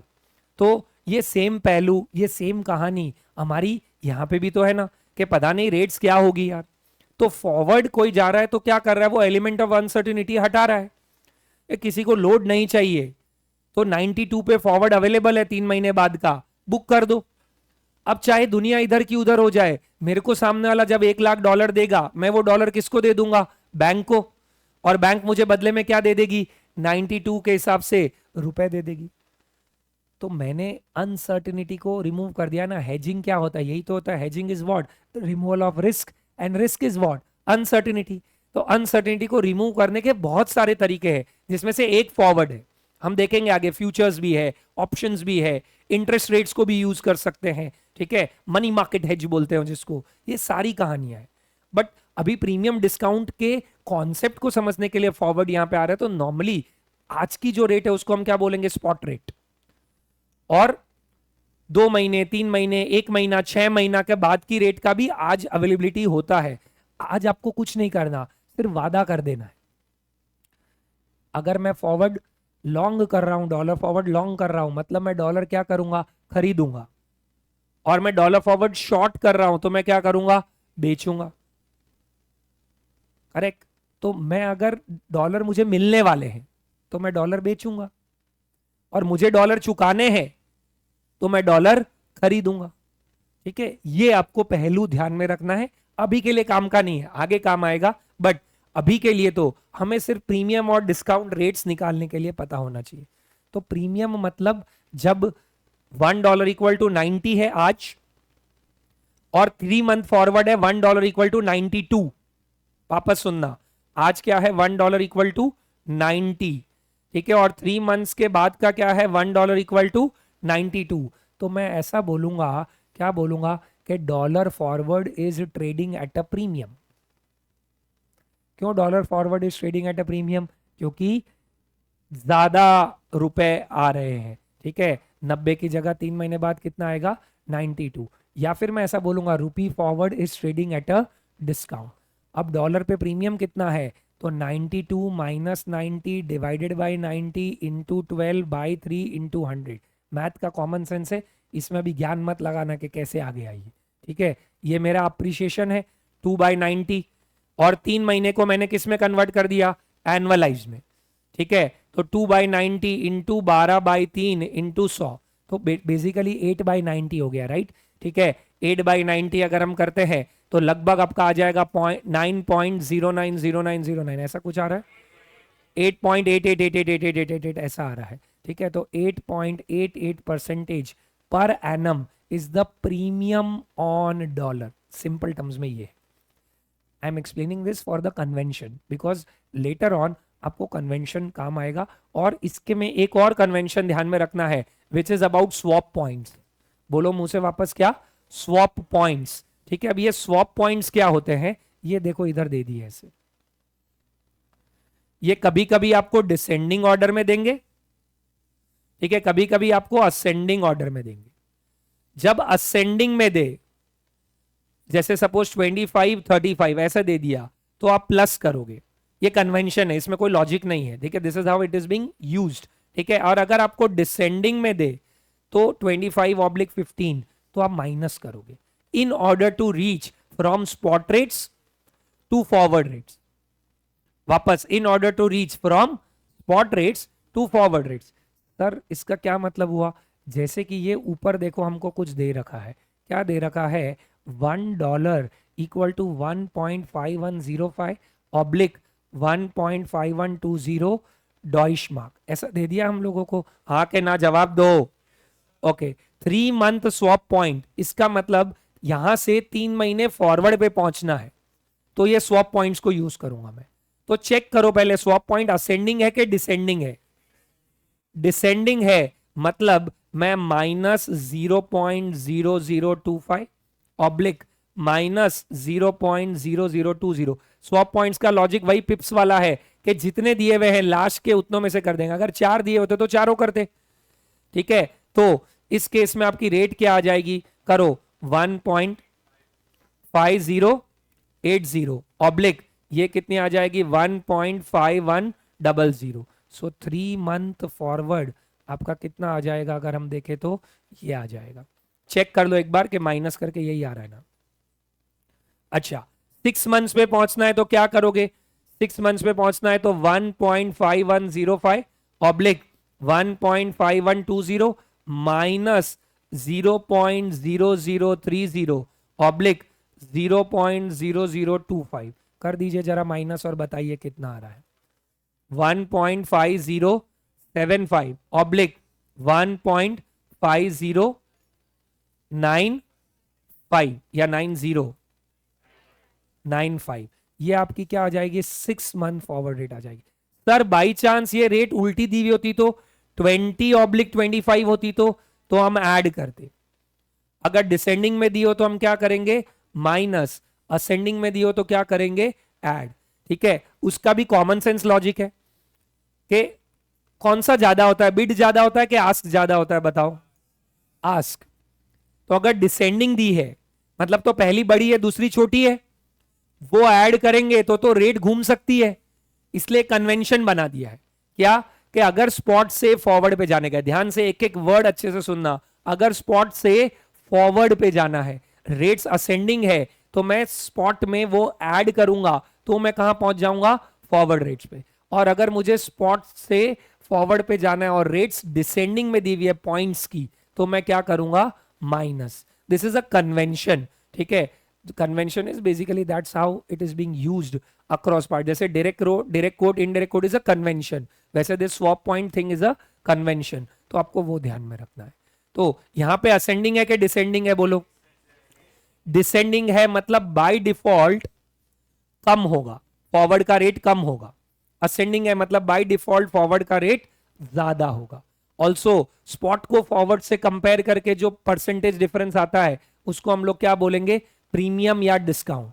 और स्पॉट का स्पॉट से कंपैरिजन में जो आता है उसको हम लोग बोलेंगे एप्रिसिएशन या फिर डेप्रिसिएशन। हाँ के ना बोलिए, एटलीस्ट इस वाले पॉइंट को जो हमारे 7-8 पन्ने छुड़वाए थे वहां पे लिख लीजिए। आप क्या लिखेंगे? In order to reach from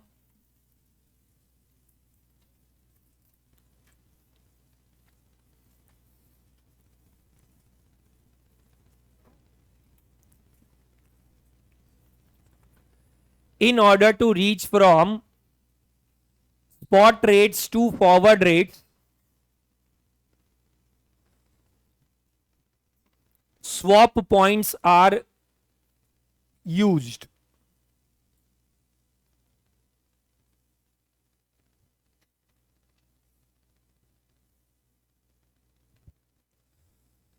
Swap points are used.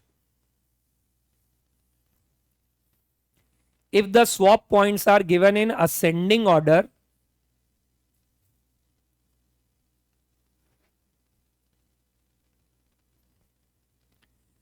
add them to the spot rates.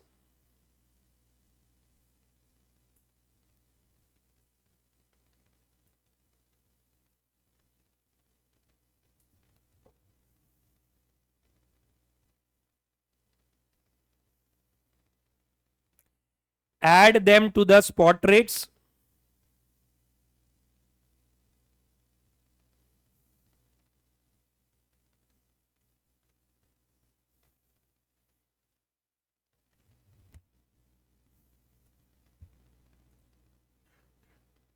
To reach at the forward rates.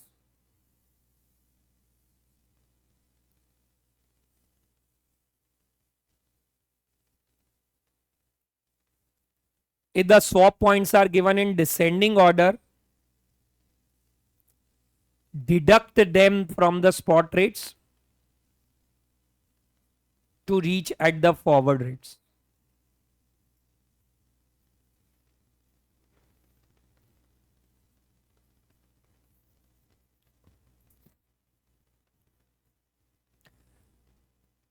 Convention की जर्नी लगभग लगभग मुझे लग रहा है कि आज के लेक्चर तक जो कन्वेंशन है वो सब अब अवेयर हो जाएंगे। फिर ठीक है आपका perspective, because forward discount, swap point, पिप्स, ठीक है, direct indirect, bid ask offer, spread, cross rates, यही कन्वेंशन है जो मोस्टली हमारे ध्यान में रखने होते हैं हमें। ठीक है, एक क्वेश्चन और देखते हैं। ठीक है, question number 20। Suppose that the spot rate between the US dollar and the Canadian dollar is 0.7621 dollar by CAD. Dollar by CAD को कैसे लिखेंगे बताइए जरा क्विकली।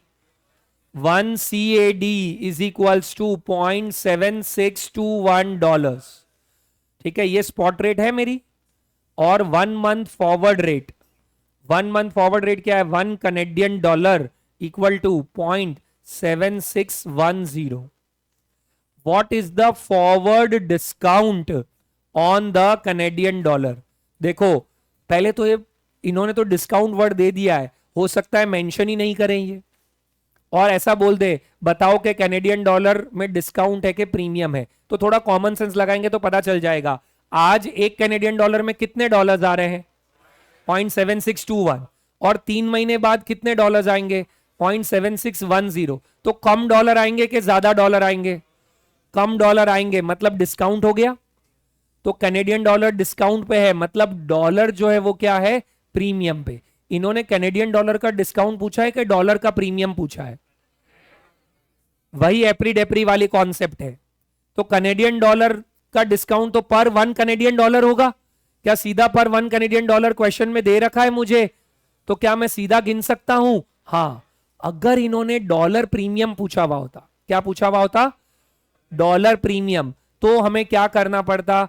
पहले इस कैनेडियन डॉलर को किस में कन्वर्ट करना पड़ता?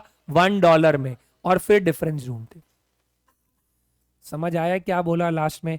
ऑल्सो रिमेंबर दैट प्रीमियम और discount is always coated on annualised terms. ठीक है, वो भी स्टोरी में लिख लो, स्वैप पॉइंट्स जहां लिखा है वहां पे प्रीमियम और discount is always coated on annualised terms, ताकि ध्यान में रहे आपको।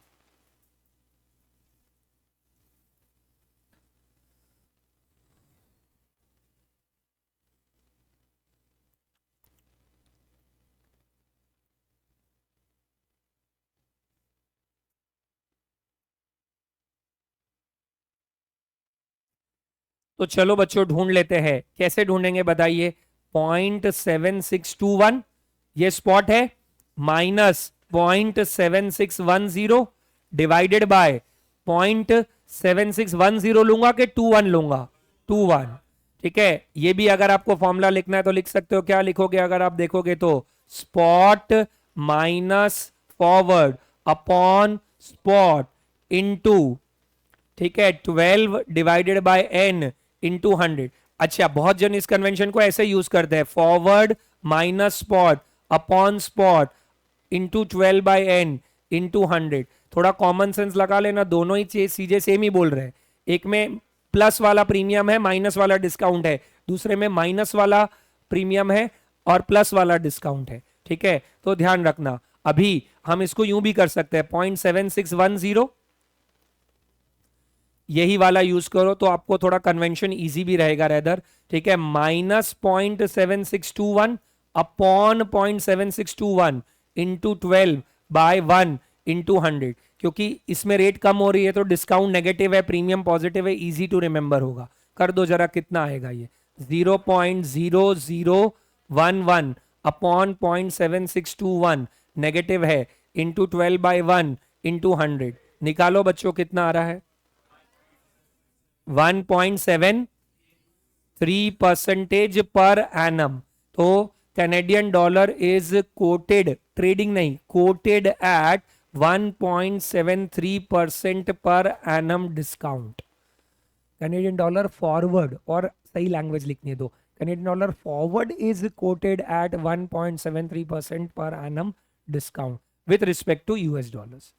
तो यूएस डॉलर का प्रीमियम कोट करना है तो क्या इसी का इन्वर्स कर देंगे? हाँ, पहले डॉलर को, कैनेडियन डॉलर को यूएस में कन्वर्ट करो, स्वैप करके इन्वर्स करके फिर निकालेंगे तो हमारा answer.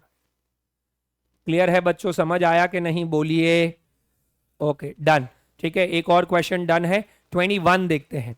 Excel exporters are holding an export bill, हम एक्सपोर्टर है, ध्यान दीजिए, export bill of US dollar 1 lakh due 60 days hence. They are worried about the falling USD value which is currently at 45.60 per USD. देखो exporter को तो tension होगा अगर dollar गिरेगा तो।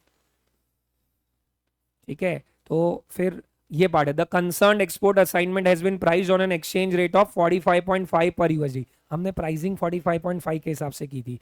The firms banker have coated a 60-day forward rate of 45.2। Calculate the rate of discount quoted by the bank and the probable loss of operating profit if the forward sale is agreed to। समझ लेते हैं, 2-3 rate दे देंगे, confusion create हो जाता है, नहीं होना चाहिए। सिंपल ही है। करंट स्पॉट कितना, मैं इधर लिख देता हूं, spot rate $1 is equals to कितना है, 45.60 रुपीज। ठीक है, फॉरवर्ड रेट कोटेड क्या है वो बताइए, $1 इज इक्वल्स टू 45.20 रुपीज। क्या इससे मैं डिस्काउंट वाला पार्ट ढूंढ सकता हूं क्या, बोलिए। क्या पूछा है क्वेश्चन में, the rate of discount quoted by bank, dollar पे ही डिस्काउंट है ना, बताइए क्या फॉर्मूला लगाऊंगा, forward minus spot upon spot into 12 by 2 into 100। 2 कहां से आया पता चला, 60 days 2 months ले लिया मैंने। क्या करेंगे, 45.2 minus 45.6 upon 45.6 into 6 into 100, percentage terms में ढूंढ लीजिए, 5.263%। This is the rate of discount that is coated by the bank. बोलिए, ऑलरेडी पर एनम हो गया है क्या ये? हाँ, पर एनम पे ही कोट करना है प्रीमियम डिस्काउंट को। The rate of discount that is coated by the bank is 5.263% per annum. ठीक है, डन है ये। फिर नेक्स्ट क्या बोला हुआ है, the probable loss of operating profit if the forward sale is agreed to. Operating profit में ध्यान रखना क्या करना होगा आपको, हम लोगों ने हमारी बुक्स में क्या करंट रेट को रिकॉर्ड किया होगा, या फिर इन्होंने जो रेट बोल रखी है एक और, क्या कि हमने कंसाइंड प्राइस, कंसाइंड एक्सटेंडमेंट, कंसर्न्ड जो कंसाइनमेंट है उसको किस रेट पे हमने बुक्स में रिकॉर्ड किया है, 45.5 पे। मतलब बेसिकली मैंने बुक्स में कितने की सेल बुक की होगी? 1 लाख इंटू 45.50 कितना आ जाएगा बच्चों बताओ? 45,50,000। क्योंकि मैं जब इंडिया में रिकॉर्ड करूंगा तो इंडियन करेंसी में ही रिकॉर्ड करूंगा ना। ऐसा थोड़ी बनाते पीएनएल के ये डॉलर की सेल है, ये पाउंड की सेल है, सब कुछ हम लोगों को कन्वर्ट करना पड़ता है। तो मैंने 45,50,000 की सेल दिखाई होगी। अब मैंने फॉरवर्ड बुक कर दिया है क्या, बोलिए? हाँ। कितने पे बुक किया है फॉरवर्ड? 45.20। तो जब मुझे पैसा मिलेगा तो कितना मिलेगा? 1 लाख इंटू 45.2 कितना मिलेगा? 45,20,000। The probable loss of operating profit, कितना लॉस हुआ ऑपरेटिंग प्रॉफिट का? 30,000 रुपए का। करेंसी लिखना मत भूलना, 30,000 डॉलर करोगे साफ हो जाओगे। 30,000 रुपए का मुझे क्या लॉस हुआ है? ऑपरेटिंग प्रॉफिट का लॉस हुआ है। अब देखो, जब मैंने डिस्काउंट ढूंढा तो मैंने क्या किया? स्पॉट और फॉरवर्ड रेट यूज की। जब मैंने ऑपरेटिंग प्रॉफिट का लॉस किया तो मैंने क्या किया? सेल रेट और मैंने फॉरवर्ड रेट यूज की। क्योंकि ऑपरेटिंग प्रॉफिट के लिए मैंने पहले सेल पे रिकॉर्ड किया होगा, अभी ऑपरेटिंग प्रॉफिट पे मिल रहा है मुझे। जबकि डिस्काउंट के लिए करंट स्पॉट रेट और जो मेरा फॉरवर्ड रेट है उसको मैं कंपेयर करूंगा तो मेरी वैल्यू जो है वो क्रिएट होगी। इस तरीके से मेरा टोटल वैल्यू जो है वो बनना चाहिए with respect to this part. तो forward, discount and premium is exactly similar to एप्री डेप्री, पर 1 यूनिट ही होगा। बस इसमें एक इंपॉर्टेंट चीज क्या ध्यान में रखनी है कि आपको हमेशा उसको क्या करना होगा? पर एनम बेसिस पे करना होगा, नंबर 1। दूसरा आपको क्या ध्यान में रखना है कि हम लोगों को पर 1 यूनिट देखना है। अगर dollar depreciate, dollar is at premium, तो डॉलर के टर्म्स में रेट लेके फिर ऐड करेंगे। रुपी में माइनस करेंगे तो वो नहीं चलने वाला है, वो ध्यान रखना है। ठीक है, बाकी इसमें कुछ और अलग से बहुत नया नहीं है। हाँ, तीसरा कॉन्सेप्ट आपका है स्वैप पॉइंट्स वाला। ठीक है, स्वैप पॉइंट्स आपको क्या बताते हैं? स्वैप पॉइंट्स आपको बताते हैं कि आपका यहां से ऐड होगा कि माइनस होगा। अगर डिसेंडिंग में है माइनस होगा और असेंडिंग में है तो ऐड होगा। ठीक है, सो वो स्वैप पॉइंट्स को एज इट इज आप पुट करेंगे। तो स्वैप पॉइंट्स आर अ जरिया, a convention to describe what is the difference between the spot rate and the forward rates, वो ध्यान रखना है। ठीक है, सो दिस इज इट। ठीक है, आप घर से कवर कर सकते हैं क्वेश्चन नंबर 22। आज हमने क्वेश्चन किया काफी सिमिलर जैसा ही है। ठीक है, क्वेश्चन नंबर 24,